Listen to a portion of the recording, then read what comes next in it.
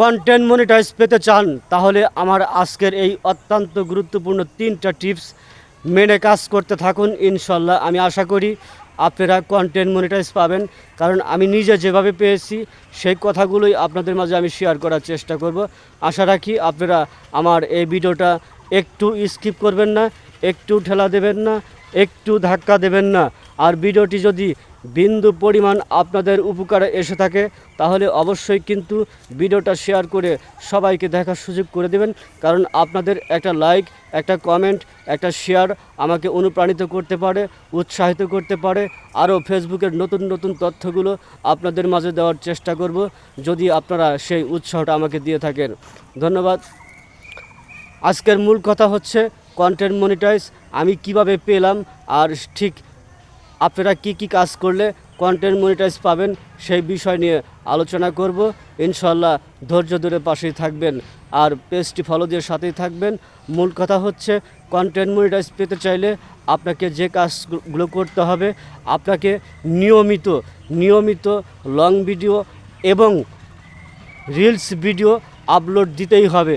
আপনারা কখনোই গ্যাপ দেবেন না, আর গ্যাপ দিবেন না এই কারণেই, কারণ যত বেশি অ্যাক্টিভ থাকবেন তত বেশি। পাশাপাশি আপনাকে টেক্সট, ফটো, অন্তত সারাদিনে 1-2টা করে ফটো এবং টেক্সট আপলোড করবেন, এবং আপনার সামনে আসা ভিডিওগুলোতে গঠনমূলক কমেন্ট করবেন, রিপ্লাই দেবেন এবং রিয়াক্ট দেবেন।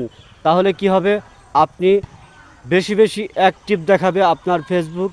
আপনার যত ফেসবুক অ্যাক্টিভ দেখাবে, আপনি মানুষের কাছে যত নোটিফিকেশন যাবে, ফেসবুক ভাববে যে আসলে এই মানুষটা, এই পেজটা, এই আইডিটা অনেক অ্যাক্টিভ, উনি নিয়মিত কাজ করছেন। আসলে নিয়মিত যারা কাজ করে তাদেরকেই কিন্তু কন্টেন্ট মনিটাইজ দিয়ে থাকে।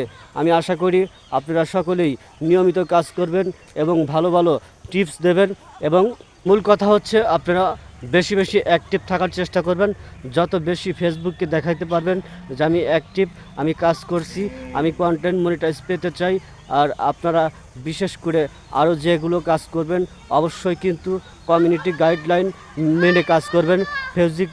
মিউজিক ইউজ করবেন না, মনিটাইজ না পাওয়া পর্যন্ত আপনারা কখনোই মিউজিক ইউজ করবেন না।